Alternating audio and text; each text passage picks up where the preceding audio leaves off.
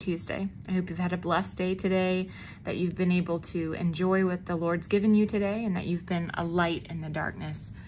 Our daily reading today was 1 Kings chapters 1 through 3, and I want to specifically dive into chapter 1, and more specifically about the moment that we see Solomon was anointed and proclaimed as king.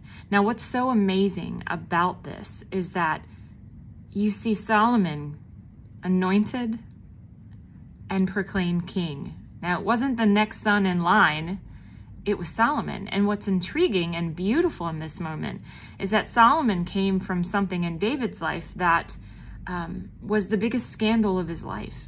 It was a moment where he was committing adultery and then murdered a man so that he could be with his wife. And so God chose to use Solomon through this. Someone who many could look at and say, oh, nothing good can come from such brokenness. But yet, what did God do? I want to encourage you too, because you can see throughout Scripture that God uses many people who are unexpected, or maybe in the world's eyes, why would God use them, right? So we think about Abraham. He was an old man, but what did God accomplish through him? We think about Elijah, who was depressed, and yet look at how he was able to live life fully through God and be used by God. You look at Moses, who had a speech problem, a stutter. How could God use my lips? How could God use my voice? But yet God called him. You look at Gideon, who was afraid, and yet God used him as a mighty warrior. And Rahab, who was a prostitute. Samaritan woman, who was divorced and living in sin, yet God still used her and radically changed her life. You see David, who committed adultery, who murdered someone so that he could hide his sin, and yet look at what God did through him. You see the disciples and each an individual life that they carried on, but even some of them had moments of weakness, and yet look what God could do through them. And you see Paul, who was a Pharisee who persecuted and killed Christians. He went after them.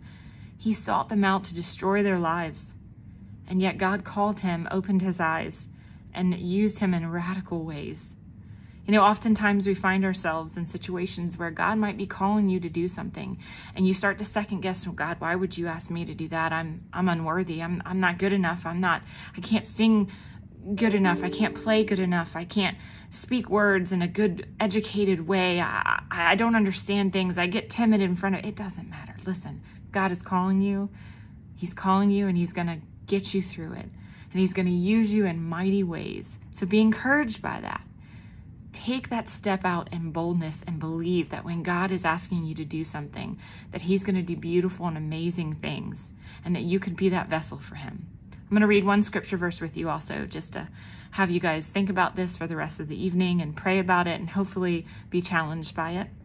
In 1 Corinthians chapter 1, verses 26 through 29, it says, brothers and sisters, consider your calling. Not many were wise from a human perspective, not many powerful, not many of noble birth.